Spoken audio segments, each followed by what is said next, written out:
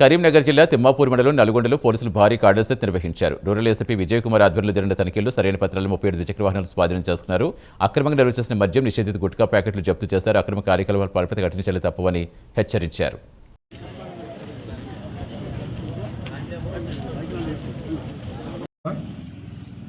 కాదనే నిజమేనా కదా?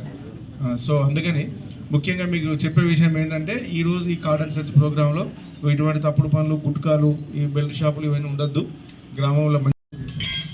కాబట్టి ఇటువంటివన్నీ కొంచెం ఓపికతో చేయాలి. ఆవేశాలకు ఉండవద్దు, ఎటువంటి టెన్షన్లకు పోవద్దు, పంచాయతీలు పెట్టుకోవద్దు.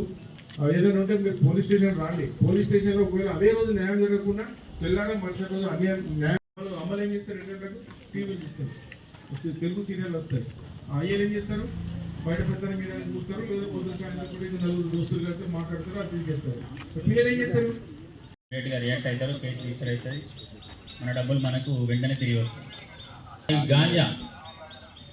గాంజా అనేది ప్రతి విలేలో ఉంది, ప్రతి ఇంట్లో కూడా ఉంది.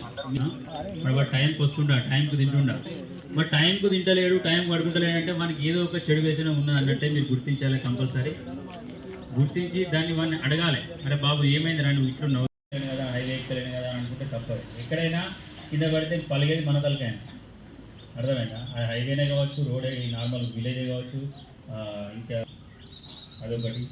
ఇంకోటి సైబర్ క్రైమ్ గురించి చెప్పాలంటే ప్రతి ఒక్కరి దగ్గర ఇప్పుడు డౌట్ ఎందుకు పడతారు?